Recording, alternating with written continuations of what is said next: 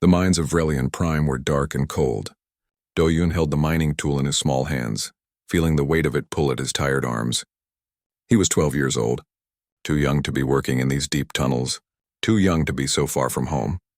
But the Vrelian Empire did not care about such things. 5 years ago, the Vrelians came to Earth. Their ships filled the sky like a swarm of metal insects. The war lasted 3 months. Earth lost. Humanity surrendered. The Vrelians took what they wanted: land, resources, people. They took the children first. Young hands were small. Small hands could reach into tight spaces in the mines. The Vrelians were efficient like that. They did not waste anything. Do-Yun remembered the day they came to New Sol Colony. Soldiers with scales like black glass, eyes that glowed orange in the dark. They walked through the streets and pointed at children. His mother tried to hide him. They found him anyway. She screamed. They hit her. Do-Yun never saw her again. Now he worked in the deuterium mines with thousands of other human children. The tunnels went deep into the planet. The air was thin. The work was hard. Children died often. The Vrelians brought more to replace them. Minji worked next to him. She was 10 years old with dirt on her face and hope in her eyes. Do-Yun did not understand how she still had hope. But sometimes at night, when the overseers were not watching, she would hum old songs, Korean lullabies her grandmother taught her. The sound made Do-Hyun want to cry, but he never did. Crying was dangerous here. The accident happened on a Tuesday. Do-Hyun knew it was Tuesday because he kept track in a small journal hidden in his sleeve. Keeping track of time was important.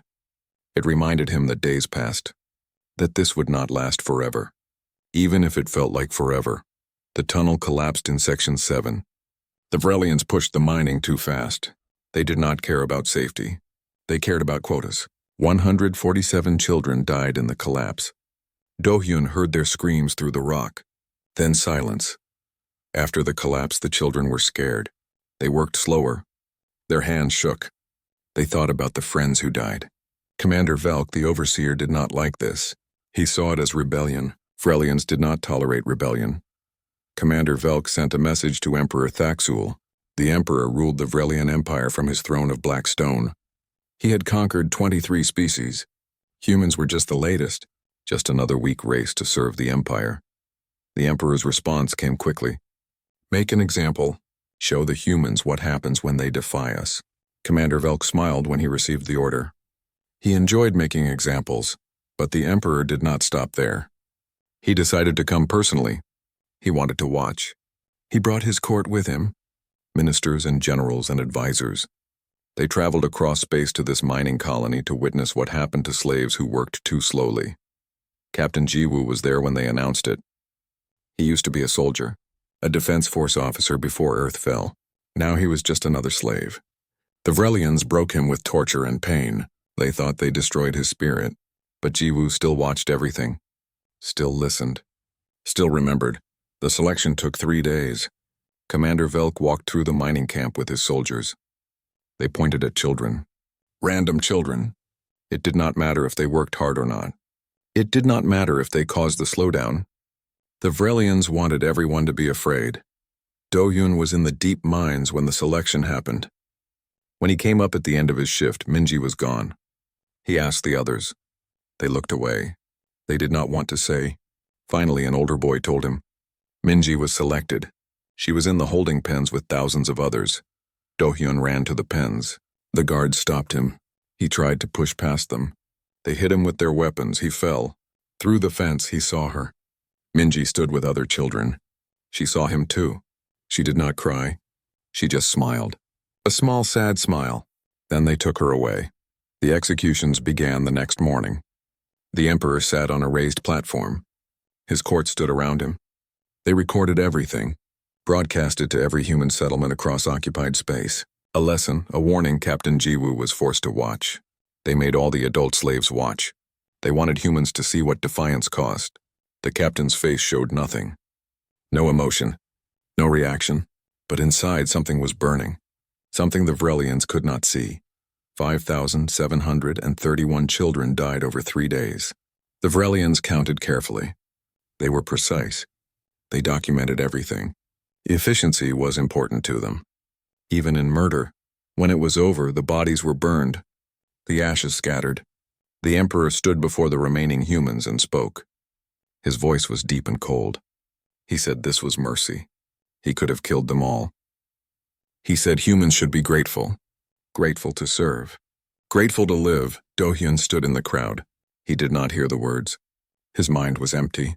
Something inside him had changed. Something had hardened. He would never cry again. Never show weakness again. He would survive. And he would remember. 2 days later, the Emperor was in his throne room on the orbital station above Vrelian Prime. He was reviewing reports. Trade numbers. Military deployments. The business of running an empire. His advisors came and went. Everything was normal. Then a communications officer entered. Young, nervous. He brought a data tablet to the Emperor. A message had arrived. An encrypted transmission through the quantum relay network. It came from nowhere. Cut through every security system. Appeared directly in Imperial communication channels. The Emperor was curious. Who could bypass Vrelian security? He ordered the message decoded and displayed. The technicians worked quickly. They were always quick when the Emperor waited. The message appeared on the main display in the throne room. Huge letters, visible to everyone. Written in human English. Just one word, soon. The Emperor stared at it. Then he laughed. A deep, rumbling laugh. His court laughed with him. Soon? Soon what? The humans were broken, defeated, enslaved. What could they possibly do? It was ridiculous. The ministers made jokes. Perhaps the humans would throw rocks at them. Perhaps they would shake their tiny fists. Perhaps they would cry harder. Everyone laughed. It was very funny. But Captain Jiwoo, cleaning floors in the corner of the throne room, saw the message. The other slaves saw it too. They looked at each other. Something passed between them. Understanding. For the first time in 5 years, Captain Jiwoo smiled. Just a small smile. So small the Vrelians did not notice. But the other humans saw it, and they understood what it meant. Someone out there had not surrendered. Someone was still fighting. Someone was coming. The Emperor dismissed the message, ordered the security systems checked, told his technicians to prevent such breaches in the future. Then he went back to his reports. The humans were nothing. The message was nothing. Just a final gasp from a dying species. He was wrong. But he would not know that for several months. Not until it was far too late. Not until the word soon took on a meaning that would haunt the Empire forever. In the mines, Do-hyun heard about the message from other slaves. They whispered it in the dark tunnels. Soon. He did not know what it meant, but he held it in his heart like a small flame. Next to the memory of Minji's smile. Next to the names of all the children who died. He added the word to his journal. One word on a page by itself, soon, and he waited. 3 months after the massacre, strange things began to happen across the Vrelian Empire. Small things at first, things that seemed like accidents or system failures, but they kept happening. Outpost Gamma 7 was a mining station on the edge of Empire space. 3,000 Vrelian workers lived there. One day, all communications stopped. A patrol ship was sent to investigate. They found the station intact. Lights on, systems running, but everyone was dead, no signs of battle. No damage to the station, no indication of how they died. The patrol searched the security footage. The cameras showed nothing unusual. Workers at their posts, then suddenly falling, as if something invisible killed them all at once. 2 weeks later, a supply convoy disappeared. 12 cargo ships carrying weapons to the frontier. They jumped into hyperspace and never came out. No distress signals, no debris, no evidence they ever existed. It was as if they vanished from reality itself. Then the shipyard exploded. The pride of the Vrelian fleet construction program. A massive complex that built warships. The reactors failed catastrophically. 40,000 Vrelians died. The official investigation called it an accident. A terrible tragedy. But the chief engineer found something before they silenced him. Someone had changed the reactor protocols. Changed them 3 months ago. The changes were invisible to normal checks. They were designed to cause failure at a specific time. This was not an accident. This was sabotage. After each incident, the same message appeared in Imperial computer systems. One word soon, the word the Emperor had laughed at. Now it was appearing everywhere. On military networks. On government channels. In secure communications. Always the same. Soon. Far from the Empire, hidden in the darkness between stars, the Exodus fleet moved in silence. 27 ships, 40,000 humans, all that remained of Earth's deep space capability. They had escaped during the invasion, fled while Earth burned, hid while the Vrelians celebrated victory. Admiral Hyunwoo stood on the bridge of the flagship Indomitable. He was old now. Gray hair, lined face. 5 years of running and hiding had aged him, but his eyes were sharp. His mind was clear, and his purpose was absolute. The Exodus fleet had not been idle. While the Empire celebrated conquest, the humans built. While the Vrelians enslaved Earth, the fleet prepared. Every day for 5 years. Building weapons. Training soldiers. Studying the enemy. Learning. Dr. Sora was the fleet's chief scientist. She had gray hair too now. She worked 18 hours a day in the laboratories. She created things the Vrelians said were impossible. New engines that left no trail. New weapons that could not be detected. New ways to kill. Her greatest creation was called Valkyrie Swarm. Millions of tiny machines, each one smaller than a grain of sand. They could fly through space, pass through ship hulls, enter Vrelian bodies, and shut down their nervous systems. The Vrelians had sensors for everything, but not for these. They were invisible death. Commander Tajin led the Special Forces team called Reapers. He was cold, precise, haunted. His daughter died in the initial invasion. She was 7 years old. Now he volunteered for every dangerous mission. He did not care about survival, only about revenge. His team trained and captured Vrelian equipment. They learned the language, the culture, the technology. They could move through Imperial space like ghosts, plant bombs, steal data, kill targets, and disappear before anyone knew they were there. Yunji was 19 years old, the youngest person in the fleet. A genius with computers and encryption, she grew up on colony ships running from the Empire. She knew nothing but war. She sent the message to the Emperor. She wrote that one word, soon, and she made sure he could not trace it. When news of the massacre reached the fleet, Admiral Hyunwoo called a meeting. He told them they were not ready, not strong enough to fight the Empire directly. They needed more time, more weapons, more ships. Attacking now would be suicide. He called a vote. Every person in the fleet voted. 40,000 votes. The result was unanimous. They would attack now, ready or not, because 5,731 children were dead, and that demanded an answer. The Admiral looked at the results. He nodded slowly. He understood. This was not about strategy anymore. This was about justice, about showing the galaxy that humans protected their children, even if it cost them everything. The attacks began in earnest.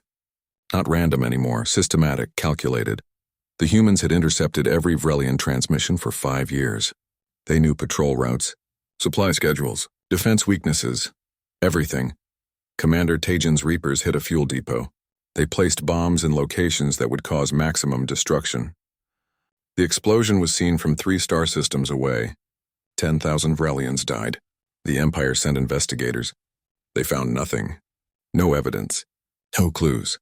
A Vrelian admiral's flagship was boarded during a routine patrol. The crew fought back. They died fighting, but they did not see their enemy.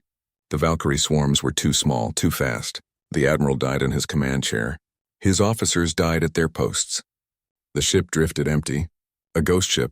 Emperor Thaxul received reports daily now, attacks, losses, mysterious deaths. His military could not explain it. His intelligence agencies had no answers. Someone was hunting the Empire. Someone skilled. Someone patient. Someone angry. An advisor suggested it might be humans. Perhaps some escaped.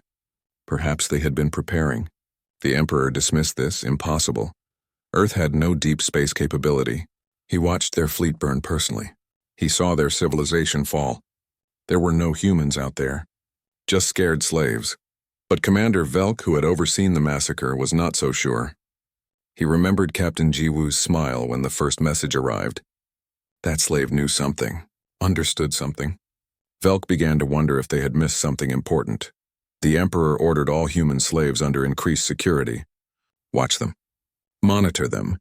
Make sure they were not communicating. Make sure they were not planning. But it was too late. The slaves already knew. Hope had already spread. The Emperor also sent Fleet Commander Zenth to find the attackers. Zenth was the best. A veteran of 40 campaigns. He never lost. He was arrogant but brilliant. He took 300 warships, the same fleet that destroyed Earth. He would find these terrorists and crush them. Aboard the indomitable Admiral Hyunwoo watched Vrelian fleet movements. They were responding now, getting organized. The Empire was finally taking the threat seriously. Good. That meant they were afraid. Fear made people make mistakes. Dr. Sora brought him new intelligence. The Vrelians were searching the frontier systems, deploying massive forces, looking for the human fleet. They expected to find a hiding place, a base, something they could attack. But the Exodus fleet had no base. They kept moving, never staying in one place, using their new engines to jump without leaving traces, living on their ships. 27 vessels were their entire civilization now. Everything they had. Everything they were. The Admiral called his senior officers together. He showed them Zenth's fleet movements.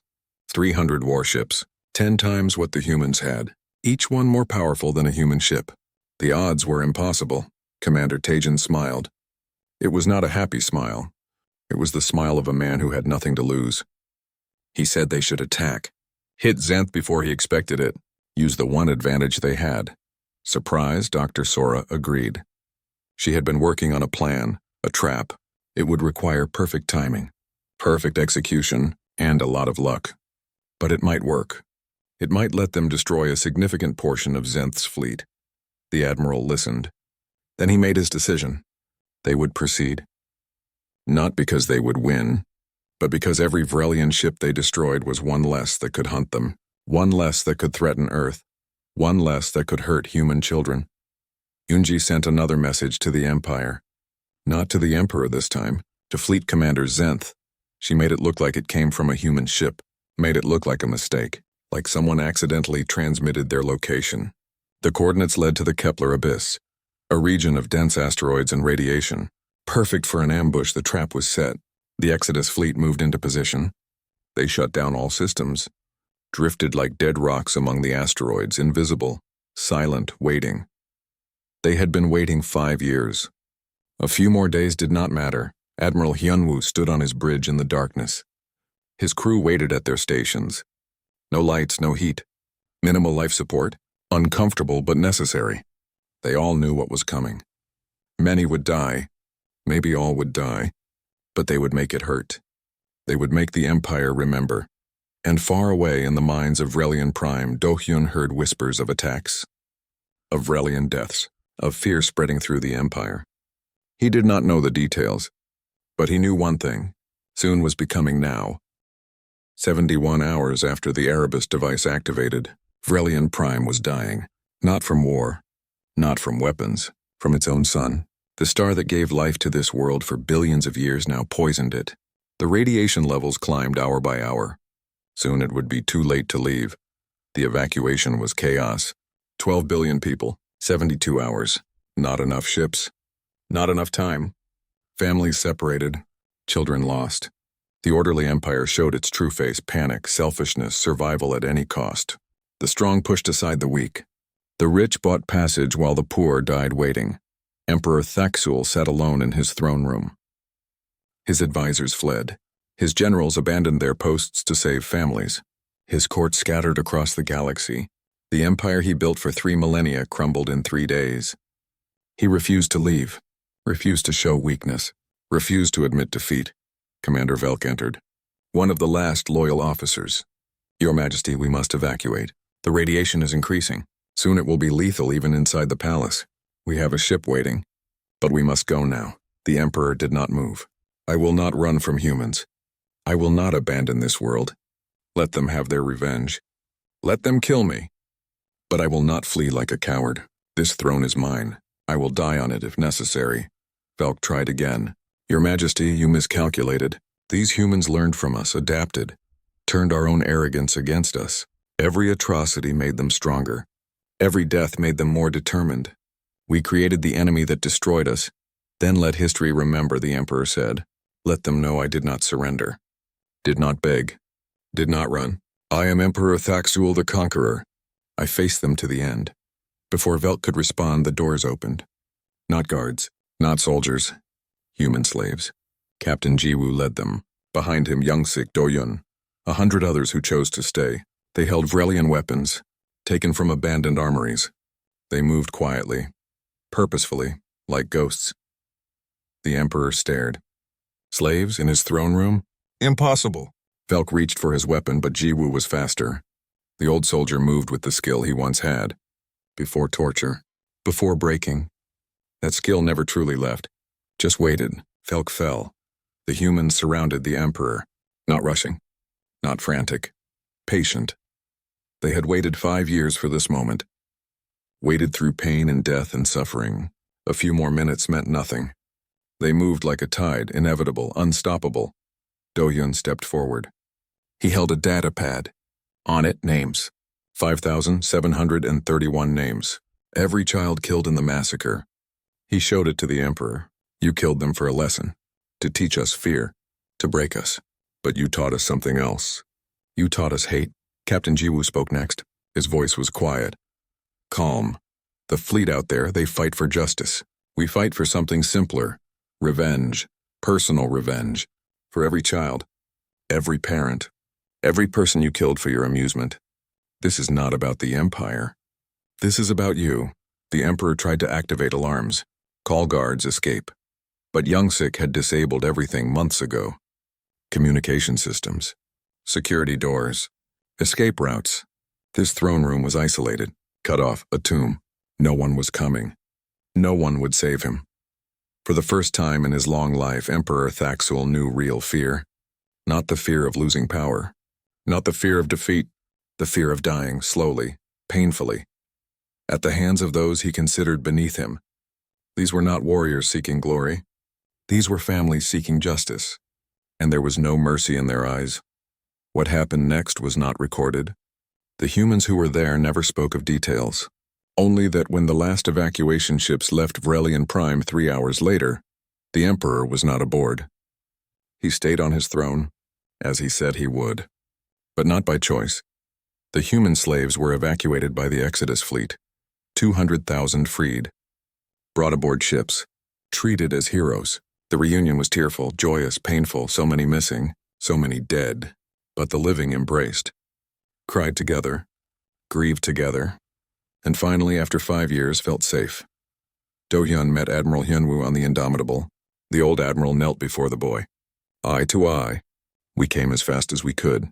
I am sorry it took so long. Sorry we could not save everyone. Sorry for all you endured. Do-hyun looked at him, 12 years old but with eyes that had seen too much. You came, that is what matters.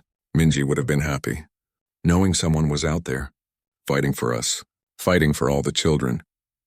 She held hope even at the end. You proved she was right. The admiral stood. He addressed all the freed slaves. You survived what should have destroyed you. You are proof that they failed. Failed to break humanity. Failed to make us weak. Failed to stop us from remembering. Welcome home. Welcome to the Exodus fleet. Welcome to freedom. The Vrelian Empire did not fall immediately. Too large. Too established. But it was mortally wounded. Vrelian Prime lost. The Emperor dead. The invincible image shattered.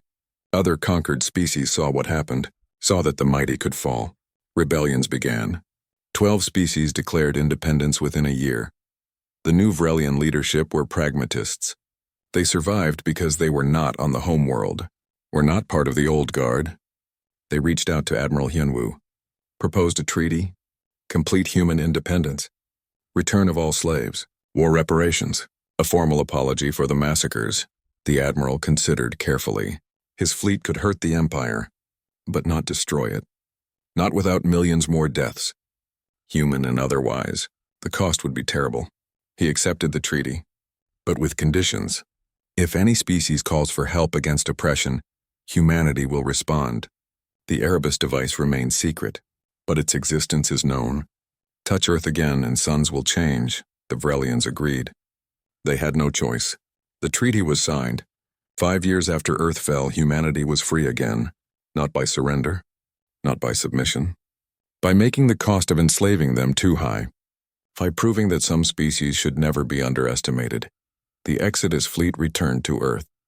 5 years as refugees, returning as liberators. The occupation ended. Human colonies were restored. Earth rebuilt. The galaxy would remember, would tell stories about the species that fought back, that turned their own sun into a weapon, that never stopped, never surrendered, never forgot. On New Sol, where the children were taken, a memorial was built. 5,731 names carved in black stone. Every child who died in the massacre. Every name remembered. Above them, one word in 100 languages. Remembered. Always remembered. Do-hyun stood before the memorial on dedication day. Older now. Still haunted, but healing. He placed a flower at Minji's name. Spoke softly to the stone. They tried to break us. Instead, they showed us what we could become. What we had to become, they wanted to teach humanity fear. They taught us something else. They taught us that we would cross any distance, build any weapon, sacrifice anything to protect our children. Behind him, the Exodus fleet hung in orbit. No longer refugees, guardians now, protectors. The United Earth Defense Fleet ready, watching, making sure it never happened again, to anyone. Years later, Admiral Hyunwoo stood on the bridge of the Indomitable, now flagship of a growing fleet. Dr. Sora brought reports. 3 more species requested human assistance against oppressors. The galaxy was changing. The old empires were falling. New alliances forming. We have become what we never wanted to be, Sora said. A major power. A military force. We changed their sun. We became destroyers. Was it worth it? Did we lose ourselves? The Admiral looked at the stars. We became what we needed to be. To ensure it never happens again. To protect the innocent. That is the difference between us and them. They conquered for glory. We fight for survival. They killed for power. We endure for justice. We did not lose ourselves. We found ourselves. Found what humanity truly is when pushed to the edge. He held a data pad. The same list Do-hyun carried. 5,731 names. We fight for them. For every child who did not survive. For every parent who died protecting them. For every person who suffered under tyranny. That is who we are. That is who we will always be. The galaxy asked what humanity does when you hurt us. Now they know. We remember. We adapt, we endure. We build weapons you cannot imagine. We cross distances you think impossible. We wait as long as necessary, and when we come for you, we come with the fury of every innocent life you took. We do not seek war, but when war finds us, we end it. Permanently, decisively, completely. We make sure the lesson is learned. Make sure it never happens again. That is what humanity offers the galaxy. Not conquest, not empire, protection, justice, a promise that the strong will not prey on the weak unopposed, and if you kill our children, you will learn what soon truly means. You will learn that humanity keeps its promises. Every single one, no matter how long it takes, no matter what it costs, no matter how far we must go. The word soon was not a threat. It was a promise, a guarantee, a certainty, and humanity always keeps its promises. The Emperor laughed when he first saw that word. He died with it echoing in his mind, a reminder that some species cannot be broken, cannot be conquered, cannot be made to forget. They can only be respected or destroyed, and humanity proved which option the Empire should have chosen. In the mines where children once died, flowers now grow. In the slave quarters where hope seemed lost, families reunite. In the darkness of space where humans once hid in fear, ships patrol with confidence. Fleet Commander Zenth received the intercepted transmission with satisfaction. Finally, a location, proof that the human terrorists existed, coordinates in the Kepler abyss. His intelligence officers confirmed a weak signal coming from that region, a damaged ship perhaps. Hiding among the asteroids, Zenth was confident. He had 50 warships under his direct command. Battle Group 7. Each ship was powerful. Each crew was experienced. Against a few primitive humans with stolen technology, it would be easy. They would capture the ship, interrogate the crew, find their base, end this annoyance. Sub-Commander Krell was less confident. He was Zenth's second in command. He had fought at Earth. He remembered how fiercely the humans resisted despite being hopelessly outmatched. He remembered their willingness to die rather than surrender. He suggested caution. Perhaps this was a trap. Zenth laughed at him. A trap with what? The humans had maybe a dozen ships. Small ships. Weak ships. Battle Group 7 had 50 warships. The mathematics were simple. Even if it was a trap, the humans would die. Krell's caution was cowardice. The fleet entered the Kepler abyss. The region was difficult for sensors. Thick asteroid fields, radiation from nearby stars. Perfect place for someone to hide. Perfect place for an ambush, too. But Zenth did not care. He wanted glory. He wanted to be the one who ended the human threat. They found the human ship quickly. A small frigate. It was venting atmosphere, drifting, appeared damaged, exactly as the intelligence suggested. Zenth ordered his ships to surround it. Prepare boarding teams. He wanted prisoners, wanted information, wanted to personally interrogate them. Then everything changed. The damaged human ship suddenly accelerated. Impossibly fast. Faster than Vrelian sensors could track. It used some kind of new engine.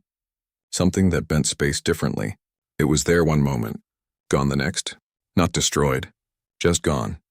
Before Zenth could process this, the asteroids around his fleet exploded. Not from mines. From weapons platforms. Hidden weapons. Thousands of them. They had been dormant. Cold. Undetectable. Waiting. Now they woke up. All at once, railguns fired. Simple technology. Ancient technology. But effective. Tungsten rods accelerated to 3% of light speed.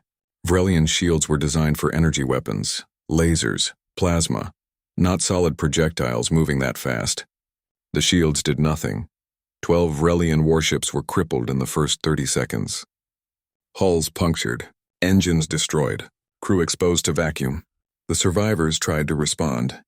Return fire, destroy the platforms. But there were too many, and they kept firing. Then the rest of the human fleet appeared.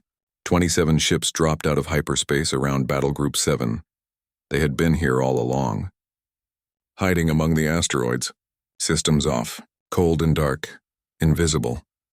Waiting for weeks in the cold silence of space. Admiral Hyunwoo gave the order. Attack. Every human ship opened fire. Their weapons were different, unconventional, missiles that thought for themselves, drones that moved in coordinated swarms, tactics the Vrelians had never seen. Every ship acted as one mind. One purpose. Zenth tried to organize a defense, tried to get his ships into formation, but the humans did not fight like the Vrelians expected.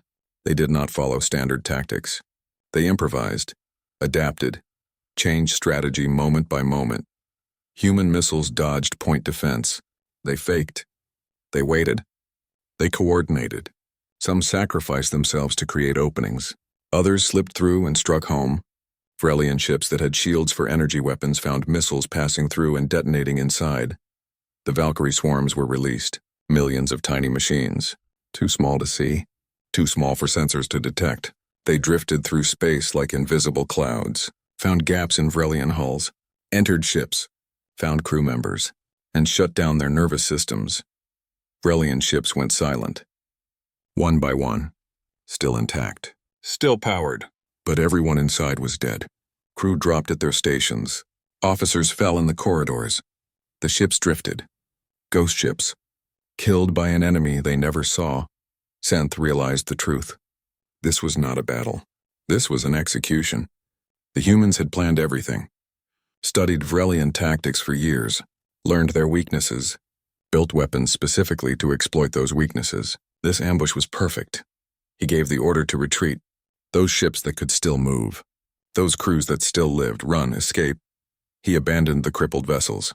Abandoned the dead. Survival was all that mattered now. Get out, report, warn the Empire. The humans let them go. They could have pursued, could have destroyed the retreating ships, but they did not.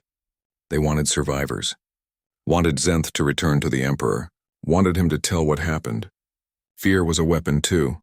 Of 50 warships, only 7 escaped. 43 destroyed or captured. 6,000 Vrelian crew dead. Battle Group 7 was annihilated. Zenth's flagship limped away. Damaged. Humiliated. The great commander had lost for the first time in his life. As his ship retreated, one final message appeared on his command display. That word. That terrible word that haunted the Empire. Soon. But this time it came with something else. A list, 5,731 names. Every child killed in the massacre. Every single one listed remembered the message was clear. This was personal. This was not about territory or resources. This was about justice. About revenge. About children who died. The humans were keeping score, and they would not stop until the debt was paid. Emperor Thaxul received Zenth's report with disbelief that turned to fury. How could this happen? How could the mighty Vrelian Empire lose to primitive humans? Zenth must have been incompetent, must have made mistakes. The Emperor did not want to hear about new technology, about unconventional tactics, about invisible weapons. He ordered immediate retaliation. 100,000 human slaves would be executed. Broadcast to all Imperial space. Show the terrorists what their attacks cost. Show them that every Vrelian death would be repaid tenfold. Make them stop through sheer horror. Commander Velk, now promoted to Imperial Advisor, counseled differently. Your Majesty, these humans are different. They do not think like us, do not react like us. Every atrocity we commit makes them stronger, makes them more determined. We need to understand them before we can defeat them. The Emperor did not listen. He never listened to advice he did not like. The executions would proceed. The humans would learn, would break, would surrender. Because the Empire always won, always. The executions were carried out over 3 days. 100,000 humans, men and women, young and old, killed systematically. The broadcast went to every human settlement, every slave colony. Look, the Empire said. Look at what resistance costs. Aboard the indomitable Admiral Hyunwoo watched the executions. His command staff expected him to be angry, to demand immediate retaliation, to lash out. But he was calm, cold. He had expected this. The Empire thought killing would solve problems. They did not understand. He turned to Dr. Sora. Is the Erebus device ready? She nodded. 6 months ahead of schedule. We accelerated development after the massacre. It works. It has been tested. It is ready. The Admiral smiled. Not a happy smile. A smile of grim satisfaction. Then we proceed to Phase 3. Yunji, send another message to the Emperor. But this time be specific. Give him a date. Give him a time. Give him a location. Let him prepare. Let him gather his forces. It will not matter. That night, Emperor Thaxul received a new transmission. Not just one word. A complete message. In 30 days we will arrive at Vrelian Prime, your homeworld, the heart of your empire. Prepare your defenses. Gather your fleets. It will not save you. The message ended with coordinates. A date, a time. Precise down to the second. And that word the Emperor had laughed at once. That word that now filled him with something he had never felt before. Something that took him a moment to recognize. Fear. Vrelian Prime was the jewel of the Empire. 12 billion people lived on this world. 2,000 orbital defense platforms surrounded it. 500 warships patrolled the system. The most heavily defended planet in known space. Nothing could threaten it. Nothing had ever tried, until now. 29 days remained until the human deadline. The entire Empire watched, waited, prepared. Emperor Thaxul called it the humans' suicide. They were coming to die, coming to break themselves against Imperial might. He would let them. He would make an example that would last forever. Grand Admiral Morthen commanded the planetary defense. He was ancient, had held this position for 80 years, had seen threats come and go. But this one worried him. The humans fought differently, thought differently. He did not share the Emperor's confidence. Within 20 days, the defense fleet grew to 1,200 warships. Every vessel that could be spared, every captain who could make the journey. They gathered in formation around Vrelian Prime. A wall of metal and weapons. Impressive. Overwhelming. Surely enough. The planetary shields were activated for the first time in 3 centuries. Massive generators that could protect the entire world from orbital bombardment. Nothing could penetrate them. Nothing. The citizens were told they were safe. Completely safe. The Empire protected them. In the Imperial Palace, deep in the slave quarters, Young Sik worked in the maintenance systems. He was an engineer before the conquest. Now he cleaned pipes and fixed air recyclers. But he had been busy for 5 years, mapping the palace, every corridor, every system, every weakness, sending data through hidden transmitters the Vrelians did not know existed. He knew Captain Jiwoo.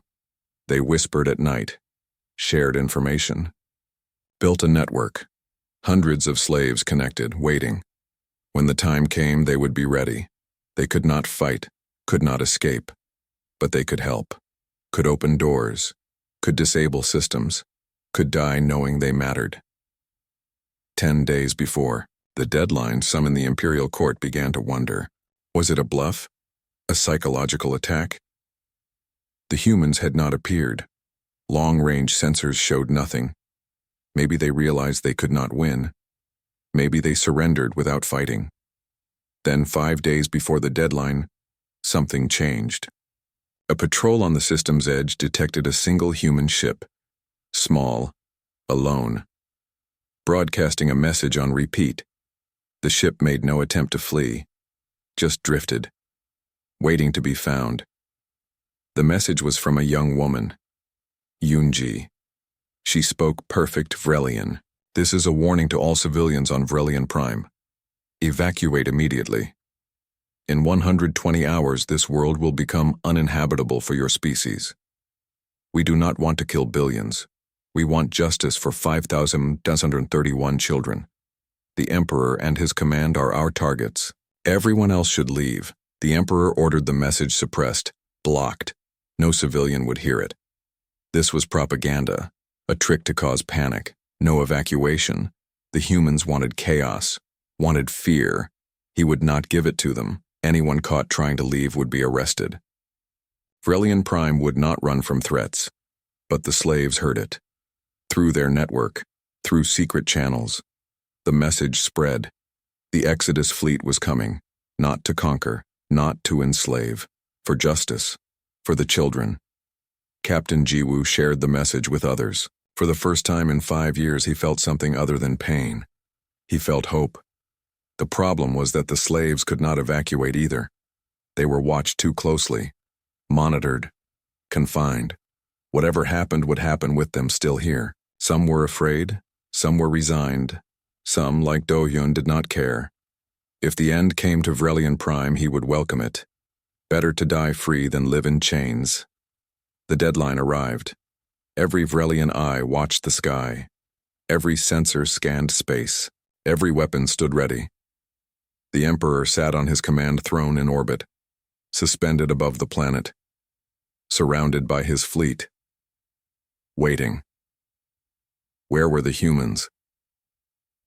The appointed time passed. 1 hour, 2 hours. Nothing happened. Confusion spread. Was it all a lie? A massive bluff? Some began to laugh. The humans lost their nerve, ran away. The Emperor relaxed. It was over. They won by doing nothing. Then Grand Admiral Morthen saw something on the deep sensor arrays. Gravitational anomalies. Dozens of them, hundreds, all around the system. Not hyperspace signatures, something else, something new, something that should not be possible. The truth hit him like a physical blow. The humans did not jump into the system. They coasted. Months ago, using conventional thrust, no faster than light travel, completely dark, from every direction. They had been here the entire time, drifting, waiting, invisible ghosts surrounding the system. Now they lit their engines, all of them, 273 ships.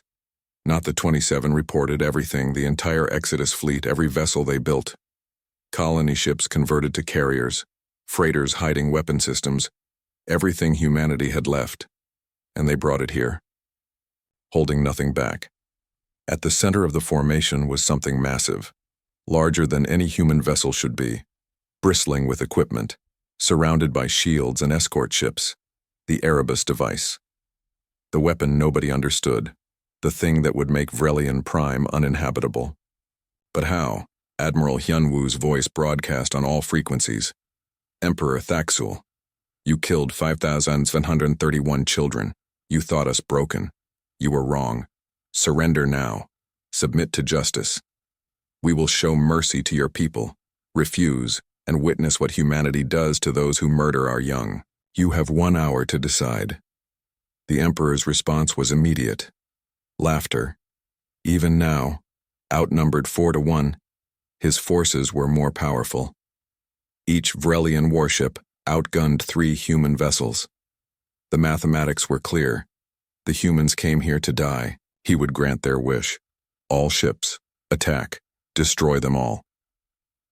The battle erupted. Space filled with weapons fire, missiles, energy beams, explosions. The Vrelian fleet moved to engage.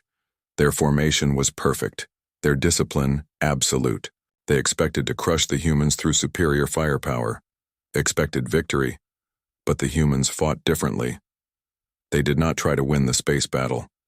They fought to buy time. Every ship that died protecting the Erebus device, moving it closer to the planet, closer to optimal range, sacrificing themselves, ramming damaged vessels into Vrelian ships, detonating reactors to clear paths. Human casualties were terrible, ships burning, crews dying, but they kept coming, kept pushing forward. With a determination that shocked the Vrelians. These were not soldiers seeking glory. These were parents avenging children. There was no retreat, no surrender, only forward. Grand Admiral Morthen realized the truth before the Emperor. The space battle was a diversion.